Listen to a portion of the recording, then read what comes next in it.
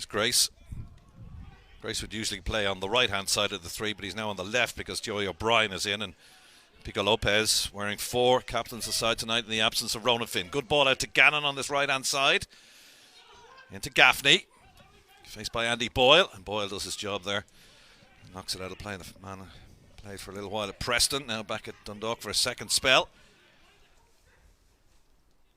Gannon. Good ball in. Good ball in. Gaffney bounces away off the crossbar, and 2 bites of the cherry. First off, Aaron Green. Second one, Gaffney perhaps should have scored. It went up and over the Dundalk goalkeeper, bounced off the crossbar and away for another corner. Yeah, really. Flips it towards the near post.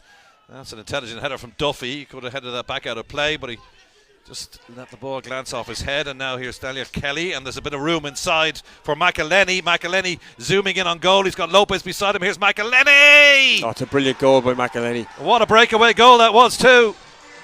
And Dundalk take the lead after being under pressure for the first 11 minutes of the game.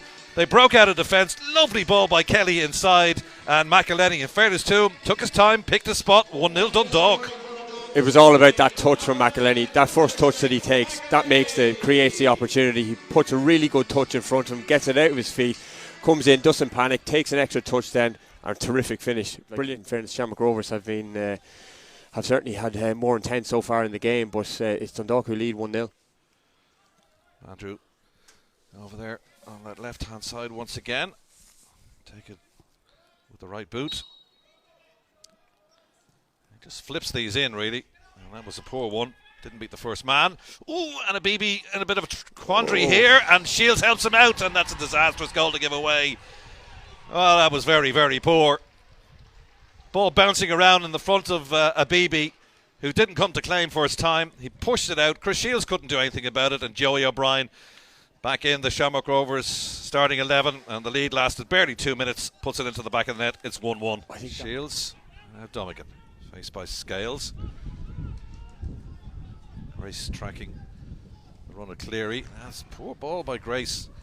Here's the ball into Duffy! Good save, Manus.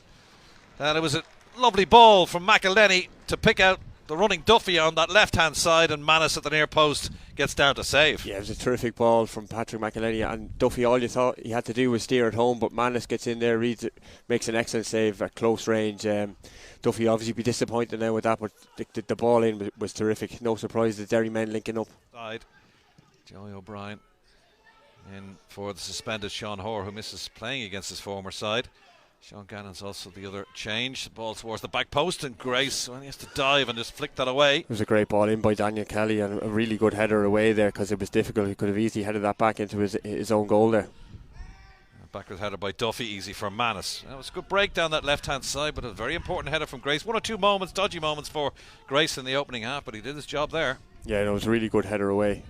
Kelly's been very good. His pace has been a real threat, and he hasn't given Shamrock Rovers time on the ball. He's asked a lot of questions of them. Ball over the top to Green. Green's on it. Green, little chip over, and it hit the crossbar. Well, Green was turning away in celebration, thinking he'd scored, but the bounce of the pitch may have done him there because it bounced up, and for the second time in the game, Shamrock Rovers have hit the crossbar. Yeah, they have a tough game on Monday now against Sligo Rovers. Here's Burke. Burke fancies this one. Oh, bangs off the crossbar, the post, I should say, the back post. So that's 3 times they've hit the woodwork. What a shot from Burke. Keeper Nomer. Terrific effort. And Rovers so unlucky to remain at 1-1. Patrick Houben, Brian Gartland out of this lineup. I know Houben was doing a warm-up or a bit of running before the game. So hopefully from Dundalk's point of view, he'll be back soon. Yeah, I think they'd like to see Pat coming back. Certainly, if they don't get him back before the break, I think he'll certainly be back when the break, or when football resumes after the break. Kelly! Oh, he scored! Oh, what a finish that was. Set up by McElhenney. Just rolled it to the right-hand side, and, well, Manus had a chance to palm that away. Might have been a goalkeeper's error, that one. It went straight through Manus, and 14 minutes into the second half, Dundalk have reclaimed the lead. It's 2-1. Scales digs one out. Should be the keepers. Good take. He'll take his time now. Jeez, I don't know if he'll ever get up. Oh, Rob Harvey's having a real long look at the goalkeeper here, and he manages to get the ball away. Mitz Cogan on as a substitute, big strong lad. Good ball by Duffy. He's in the penalty area, chance for 3-1. Good save. Manus, strong left hand. That was hit with power, and Manus, with a very strong left hand, keeps it at 2-1. Yeah, I got talking to him after the match against Bohemians. They got a surprise late win, and he couldn't turn down a 3.5-year deal with his hometown club, really. It just goes to show the regard that he's held in. Like I obviously worked with Rory here at Dundalk, and he was terrific. And I think, probably one of the things that Rory would have stood him out as a manager when we were in Sligo. Oh, better not say it now. There's something happening here. Yeah, here's Mandrew. Floats at the back post, and it's Green all alone, empty net in front of him, and he drags his header wide, and that should have been 2-2. Oh, it was a great opportunity. A tap in from 3 or 4 yards out. Would have expected Aaron Green to score that one. To be really disappointed, and that could be the opportunity, to win the game.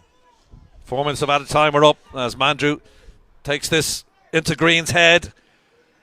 O'Brien's up there, real scramble in the penalty area, hooked away. It's still there. Referee is adding that extra 30 seconds on. Here's McElhenney, but O'Neill will scoop it up, and there goes the final whistle. And Dundalk have won it